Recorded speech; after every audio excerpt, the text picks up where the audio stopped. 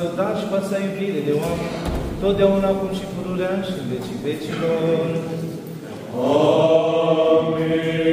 Slavă ție, Hristos, Dumnezeule, nădejdea noastră, slavă ție! Slavă Tatălui și Fiului și Sfântului Duh, și acum și pururea și în vecii vecilor. Amin. Doamne miluiește, Doamne miluiește, Doamne miluiește, în noaptea Sfințite Stăpâne binecuvintează. Hristos, adevăratul Dumnezeul nostru, pentru rugăciune preacurată în Maicii sale, cu ale Sfinților Slăviților și întru tot lăudaților apostoli, cu ale celor dintre Sfinți Părintului nostru, Ioan Gură de Aur, Arhiepiscopul Constantinopolului, și pentru ale tuturor Sfinților, să ne miluiască, să ne mântuiască prin noi, ca un bun și de oameni iubitor.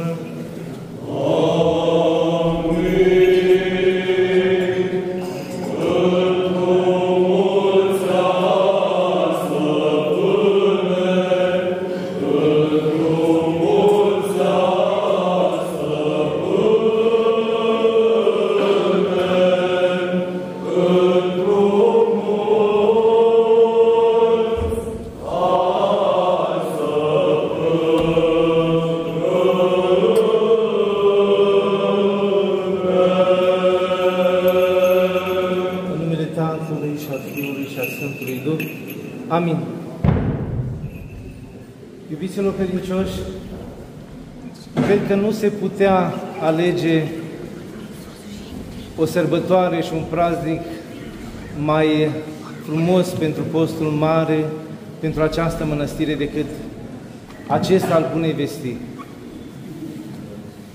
Să știți că acest praznic este un praznic cu semnificații profunde. Toate praznicile sunt așa, dar acesta în mod deosebit, cu lucruri tainice și adânci, iubiților credincioși. Atât de adânci încât multe dintre ele nici nu au fost exprimate, n-au putut fi exprimate de cuvinte omenești tâlcuite de Sfinții Părinți și au rămas ca taine. Una din întrebări, ca să înțelegeți ce vreau să spun, este următorul. Acest praznic de astăzi al Bunei Vestiri este un praznic împărătesc închinat Mântuitorului nostru Iisus Hristos? Sau este un praznic împărătesc închinat Maicii Domnului? Care este răspunsul la această întrebare? Fiindcă am auzit pe mulți spunând, iată, un praznic închinat Maicii Domnului deosebit. Este închinat Maicii Domnului, dar nu numai. Este închinat acest praznic și, în primul rând, Mântuitorului nostru Iisus Hristos.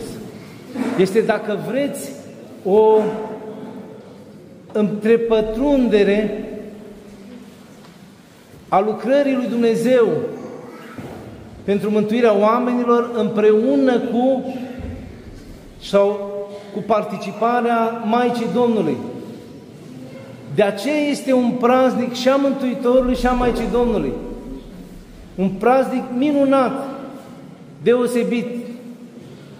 Și îmi pare rău că nu o să avem timp astăzi să-l analizăm în profunzime, dar poate de-a lungul timpului o să încercăm să vorbim cât mai mult despre el. Chiar troparul acestui praznic, iată ce spune: astăzi este începutul mântuirii noastre și arătarea tainei celei din veac. Fiul lui Dumnezeu, Fiul Fecioarei se face și Arhanghelul darul Fecioarei bine îl vestește. Pentru aceasta și noi împreună cu Arhanghelul să strigăm: Fecioare, bucură-te, ceea ce ești plină de dar, Marie Domnul este cu tine. Vedeți? Troparul acesta în trine vorbește despre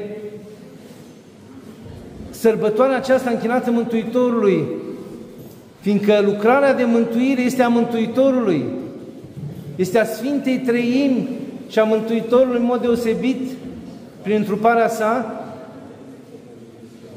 Și astăzi sărbăm începutul acestei lucrări în mod deosebit. Astăzi este începutul mântuirii noastre. Și ne spune mai departe și de ce. Că-și taina cea din veac ascunsă. Și care este această taină, dragii mei? Această taină este faptul că Dumnezeu nu l-a părăsit pe om după căderea sa.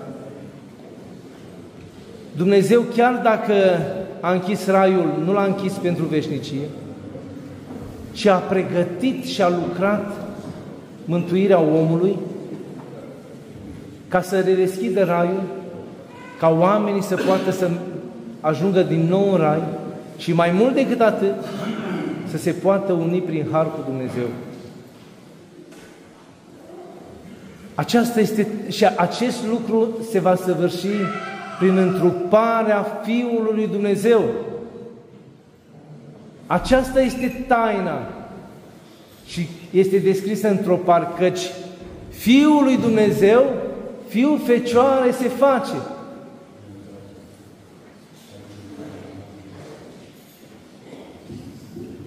Iar apoi continuă troparul că faptul că Sfânta Fecioară Maria a fost aleasă de Dumnezeu pentru această lucrare, că va fi plină de dar, darul lui Dumnezeu, darul Duhului Sfânt se va coborî din plin peste Fecioara Maria și în pântecele ei se va uni firea omenească cu firea dumnezeiască în persoana Mântuitorului nostru Iisus Hristos. Deci sărbătoarea de astăzi este o sărbătoare complexă, iubiților credincioși. Și ca să înțelegem mai mult, haideți să ne aducem aminte sau să vedem istoria mântuirii oamenilor prin două dialoguri care au rămas. Și anume, unul este dialogul dintre Eva, o femeie, în rai, și un înger, dar un înger căzut, întrupat în șarpe. Și al doilea dialog este cel subliniat prin sărbătoarea de astăzi, și anume între Fecioara Maria și Arhanghelul Gabriel. Ce s-a întâmplat atunci cu Eva? Adam și Eva trăiau într-o lume, în rai, unde nu era păcat, unde darul lui Dumnezeu era peste tot, în toate ființa vie și în toate lucrurile. Ei înșiși erau îmbrăcați în haină de lumină, arătând darul lui Dumnezeu pe care îl purtau, cu care erau îmbrăcați.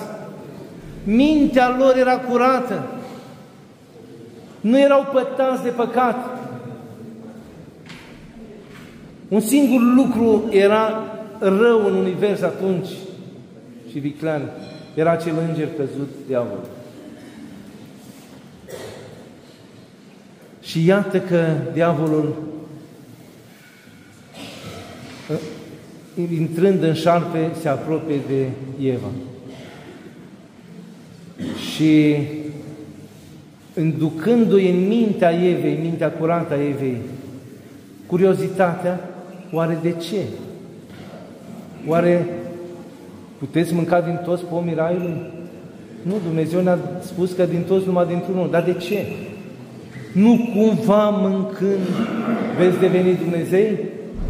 Și iată că diavolul, prin aceste puține cuvinte, dar într-un moment în care Eva era lângă acel pom și se uita la el, introduce în mintea ei curiozitatea la început, apoi pofta, fiindcă spune Sfânta Scriptură, și văzând Eva că fructele acelui pom erau frumoase la vedere și bănuind că sunt bune la gust, s-a declanșat în sufletul ei pofta, patima de a mânca, de a gusta. Și apoi cel mai grav lucru, când diavolul i-a spus, nu cumva mâncând veți cunoaște binele și rău și veți fi ca niște Dumnezei, și introduce cea mai cumplită patimă, cel mai cumplit lucru, care le cuprinde pe toate, și anume mândria. În dialogul acesta între diavolul, îngerul căzut și Eva, vedem cum este pusă la test Eva și este pusă ce? Să aleagă între mândrie și smerenie. Între smerenie și mândrie, și Eva a ales. Ce a ales? Mândria. Și știți prea bine ce s-a întâmplat. Dacă nu mă înșel, cred că ne-am văzut în Duminica Izgonirii lui Adam din Rai și am analizat împreună ceea ce s-a întâmplat atunci.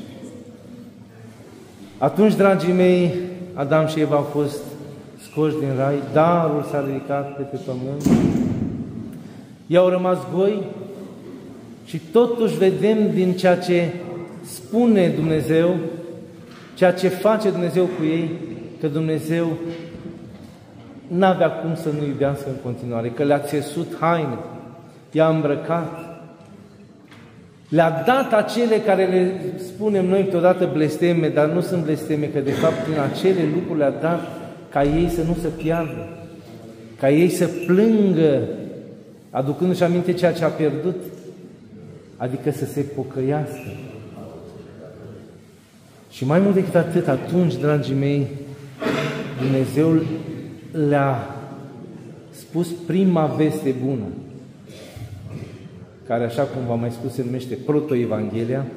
Evanghelia în limba greacă se traduce în limba română cu bună vestire, vestea cea bună.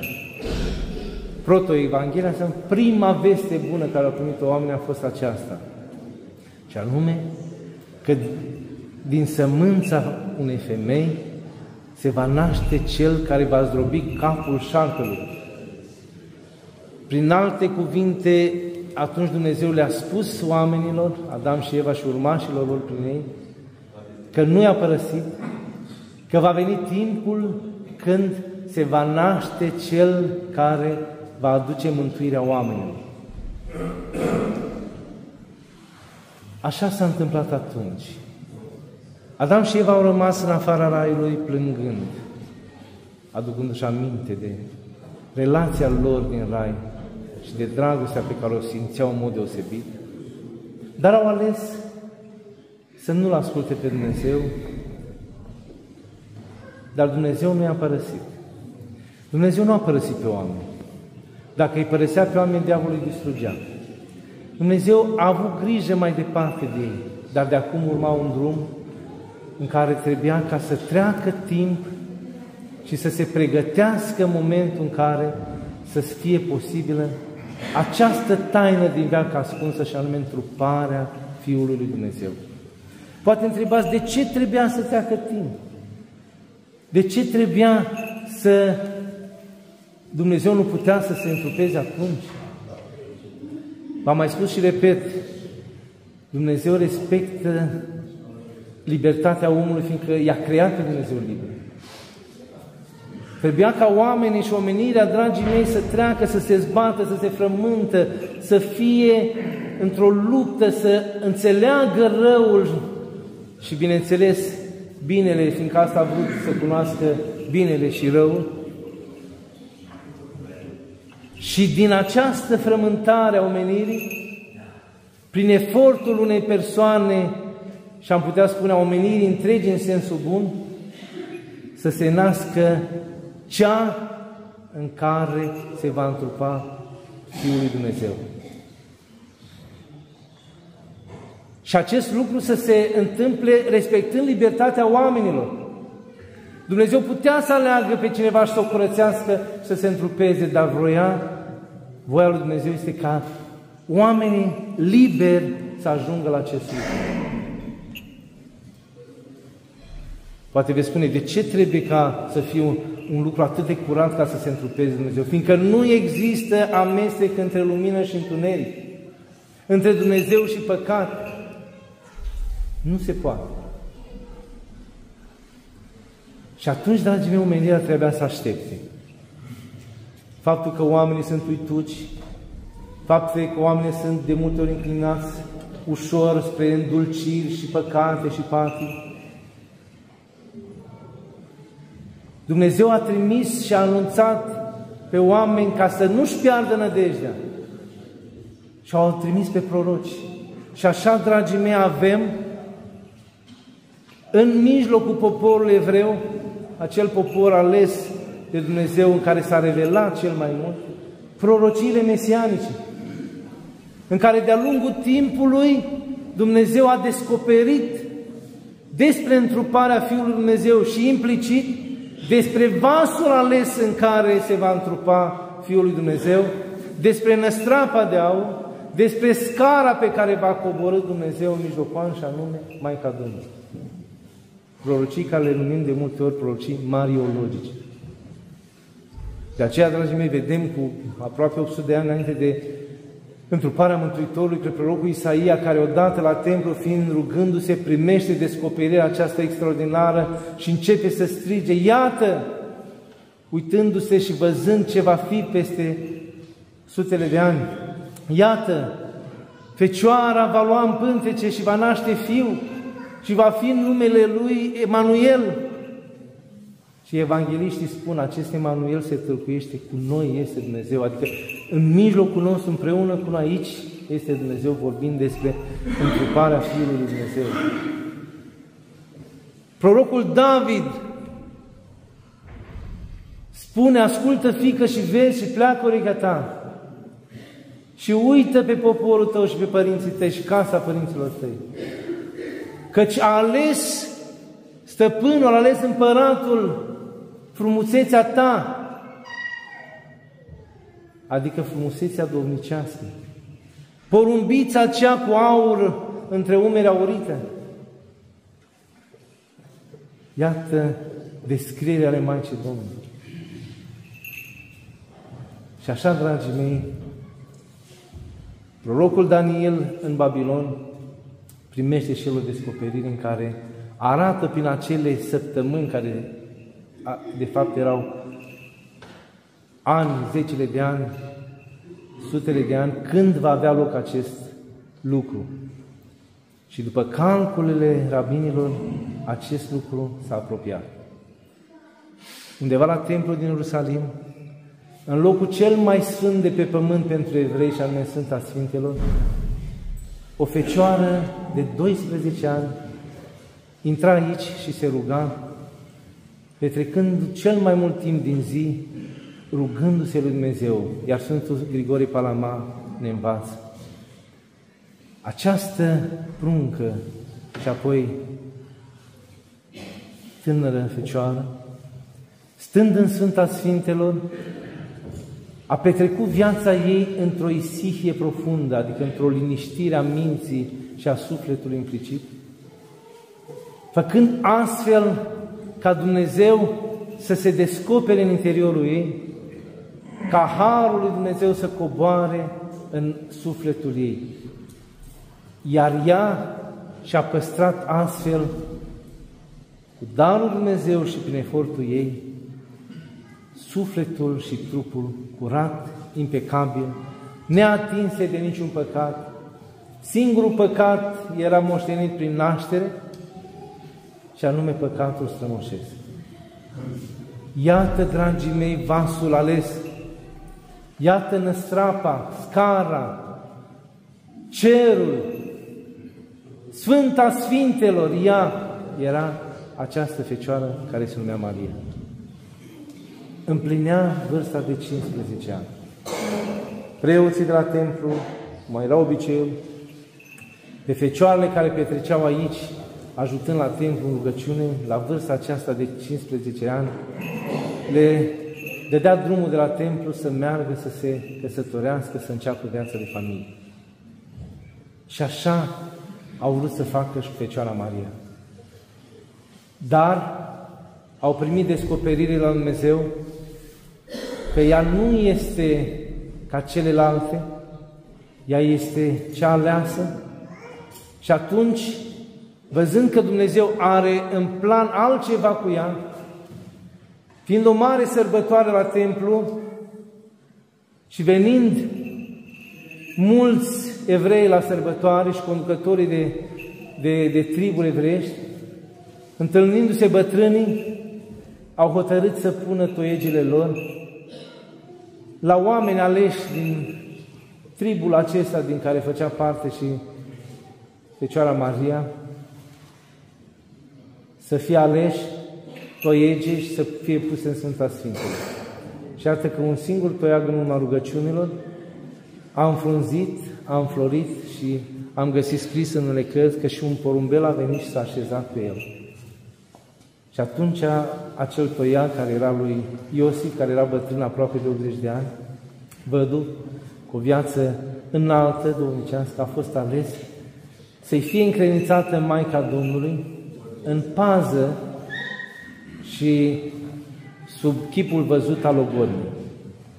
Și așa, dragii mei, Maica Domnului este luată de la templul de Iosif, dusă în nordul Țării Sfinte, în Galileea, în cetatea Nazaret.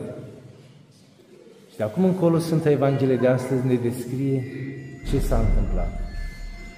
Cum era obiceiul la evrei, Maica Domnului nu putea să stea cu logodnicul decât când avea loc căsătoria și de aceea Iosif a plecat cu treburi, ea era rămas, unele cărți scrie, cu fetele lui Iosif. Iosif a fost căsătorit și a avut mai mulți copii.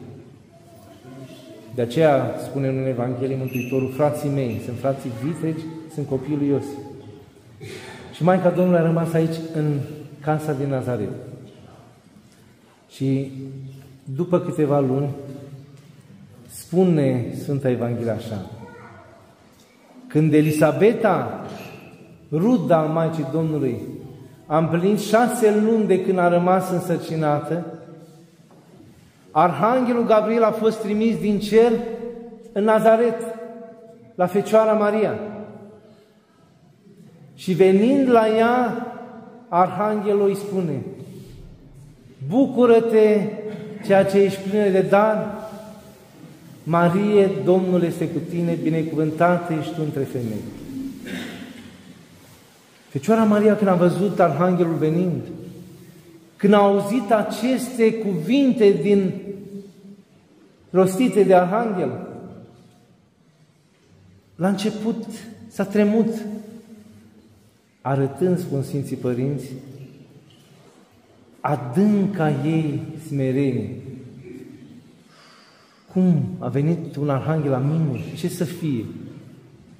Dar Arhanghelul spune: nu te teme, ai fost aleasă de Stăpânul și în pântecele tău se va sălășlui și vei naște pe Fiul lui Dumnezeu de la Duhul Sfânt. Vei naște pe Cel care va stăpâni pe poporul Iacov, iar împărăția Lui nu are sfârșit.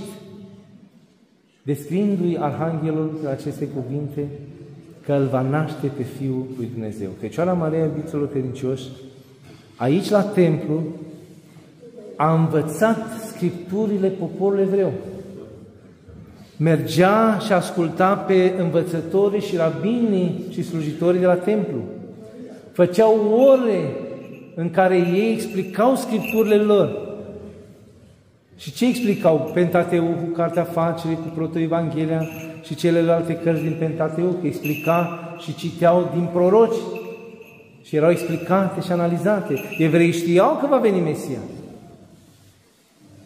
Problema este că majoritatea evreilor au văzut pe Mesia într-un alt mod decât acel în care El este. Și vom vedea duminică la sărbătoarea intrării Domnului în Ierusalim, unde ei se manifestă cu bucurie văzând minunea de acea înviere de sâmbătă a lui Lazar, dar de luni veți auzi la Deni strigând: iar răstignește. În schimb, Maica Domnului, fiind curată, fără de patimă, având lucrarea Duhului Sfânt încă de când era în Sfânta Sfintelor, cunoscând învățăturile Scripturii, ea le-a înțeles.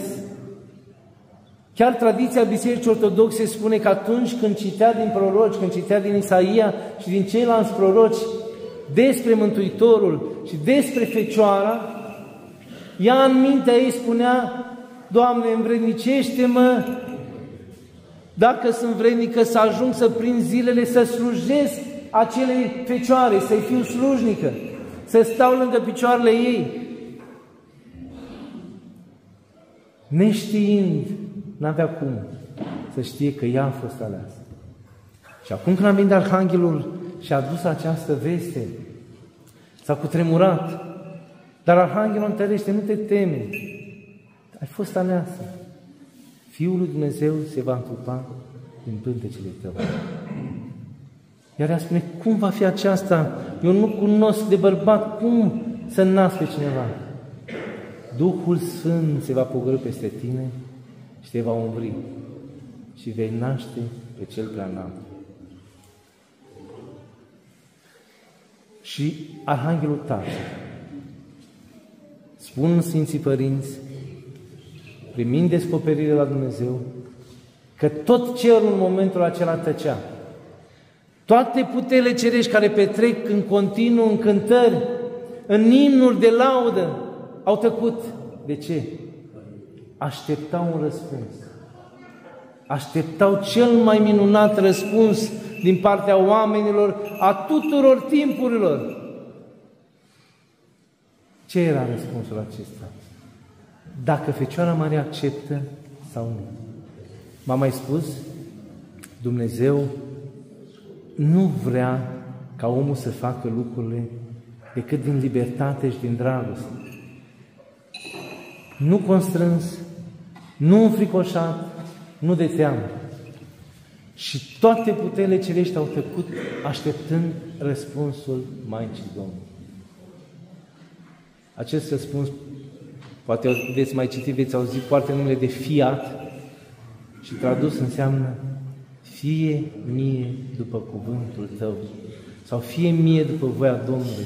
Și a supus voia ei voiei lui Dumnezeu. Dacă Dumnezeu vrea acest lucru să-l facă cu mine, eu nu pot decât să mă plec, să mă supun voiei lui Dumnezeu.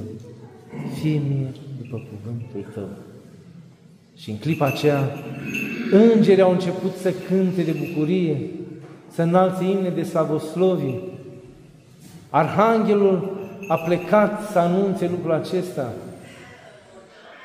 Și Fecioara Maria a rămas, fiindcă imediat Duhul Sfânt s-a pogorât peste ea și Harul lui Dumnezeu a făcut ca, prin lucrarea întregii Sfintei Treimi, spun Sfinții Părinți, fiindcă Harul lui Dumnezeu izvorăște din ființa dumnezeiască și ființa dumnezeiască este una singură, care o are și Tatăl, și Fiul, și Sfântul Duh, a făcut lucrarea aceasta în care și-a creat, a fost o lucrare de creație, dragii mei, nu de procreere, nu, ci o lucrare nouă de creație în care Dumnezeu, din sângurile Maicii Domnului, și-a creat trup unit cu firea dumnezeiască în persoana Cuvântul lui Dumnezeu, Logosul lui Dumnezeu, Fiul lui Dumnezeu. Deci Fiul lui Dumnezeu, iată, devine și Fiul Fecioarei Maria. Și vedem, cum iar spun Sfinții Părinți, cea mai nouă lucru de sub soare, și anume o ființă, o persoană în care sunt două firi. Firea dumnezeiască desăvârșită prin Fiul lui Dumnezeu și firea omenească desăvârșită, unite într-un chip tainic, deosebit, neschimbat, neamestecat, nedespărțit și neîmpărțit, cum spun Sfinții Părinți de la Sinodul al IV-lea de la Calcedoni. Și acest lucru era în pântecele Fecioarei Maria. Spune Sfântul Ioan Damaschin că nu a fost cum este la om o celulă care se divide și apoi încep să apară mâinile, să se contureze mâinile, capul și așa mai departe. Ci de la început a fost un copil cu toate lucrurile, dar mic, care a crescut întocmai cum crește aluatul, fiindcă de aceea se face pâinele din care se săvârșesc tainele la Sfânta Biserică, pâinele prin dospire, care a crescut timp de 9 luni în pântecele Fecioarei Marie. Om desăvârșit și Dumnezeu desăvârșit. Și nu a fost nicio clipă când nu a fost așa. De aceea, Sfinții Părinți de la Sinodul al III-lea de la Efes, combătându-l pe Nestore, spun că Fecioara Maria a avut în pântece pe Fiul lui Dumnezeu întrupat și a născut pe Fiul lui Dumnezeu după trup și putem să o numim Teotokos, și anume născătoare de Dumnezeu, nu născătoare de Hristos, de om îndumnezeit sau altceva, cum spuneau Nestore și alți eretici din timpul lui. Făcând o paralelă cu dialogul din Rai, Maica Domnului a fost pusă iarăși în fața unei alegeri. Mândria, smerenie. De data aceasta, ce a ales? A ales smerenie. A bătut mândria. A sfărâmat capul cui? Șarpelui, diavolului, care el dorea să nu fie așa. Maica Domnului, iată, prin dragostea ei față de Dumnezeu, prin efortul ei de a rămâne curată, de a petrece în Sfânta Sfintelor, de a fi cât mai aproape de Dumnezeu, a devenit vasul acesta ales în care s-a întrupat Fiul lui Dumnezeu. Iubiților credincioși, fiind și hramul mănăstirii, mă opresc aici, deși sunt multe lucruri de pătruns legat de această minunată și complexă sărbătoare, închinată Mântuitorului nostru Iisus Hristos și Maicii Domnului. Dar cu ajutorul Dumnezeu, împreună cu Preasfințitul, cu ceilalți părinți, vom mai desluși din tainele acestea frumoase, tainele acestea din veac ascunse, fiindcă astăzi noi sărbăm începutul mântuirii noastre.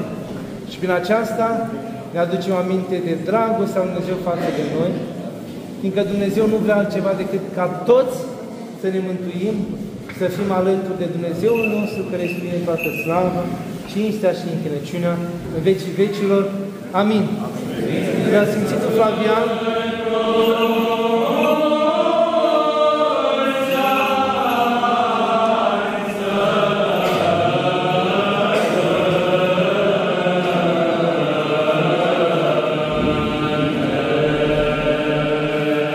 Preasfințitul Flavian împreună cu Maica Stare și cu Soborul de Maici vă invită să mergem și la bucatele pregătite, la agapa dragostei, cum se numește, și vă roagă să nu cumva, să nu vă rugați la Maica Domnului ca să ne acopere în zilele acestea grele și cu nădejdea în Mântuitorul nostru Iisus Hristos, având pe Maica Domnului rugătoare și pe Sfinți, ne dăjdim să ajungem și noi în Rai. La mulți ani!